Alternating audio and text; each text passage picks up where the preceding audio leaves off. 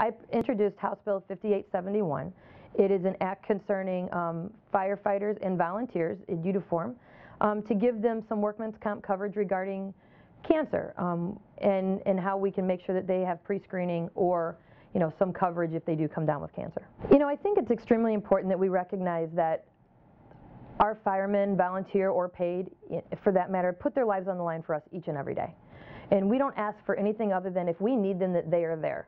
And they're willing to take that risk. They're willing to put their life on the line to protect us. But it's come to my attention that there are several firefighters throughout their career or after they've retired that come down with cancer. And not just the older people, it's the younger.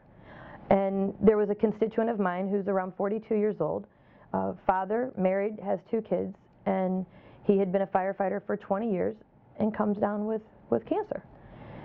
And the coverage that he will receive is little to none when it comes to his insurance policy. And I just think that it's the right thing to do. And as much as they might sign up to protect us and run into a burning building, and we thank them for that each and every day, but it doesn't mean that they should be responsible with a lifetime of medical bills for something that they've done for us. They run into a building or they run into a warehouse or a factory. They don't ask what the chemical that might be in there. They don't know what's being housed in somebody's home. And so you have toxins that each and every day we come across. But once those are engulfed in flames, there's no way to put out a fire and avoid what's being burnt. And in our community, we've had a couple of tire warehouse fires. We've had a mattress fire. You can only imagine the type of toxins that a firefighter is breathing in. And even though you might have a mask on or the protective gear, that doesn't mean that you're completely protected. And if your mask cracks a seal or if you have an area of exposed skin, those toxins are going to seep into your pores, and then you're going to come up with a problem.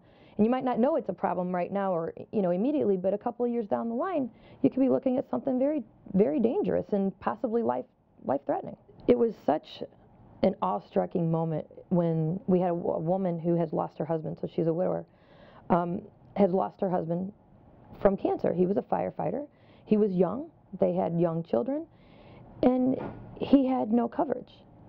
And I find that it's such a burden, an unfair burden that we put on the members of the family that are still living once they see their loved one pass away, that we aren't helping them. We don't have the ability to help them. And you're looking at that situation, and what if that person was able to survive the cancer treatments? They'll never get life insurance. They'll never get any type of coverage, regardless of what we might have had in place currently. They're going to have a financial burden, and it's hundreds and hundreds and hundreds of thousands of dollars for cancer treatments, whether it be chemo, radiation, colostomy bags, depending on the type of cancer. And I really think that for us, we might be a little bit short-sighted if we don't recognize that there is a complete possibility that those, that our men and women that are serving and protecting us are putting themselves in harm's way far more than what they recognized or actually signed up for. So, there's one firehouse in Waterbury of where my constituent worked.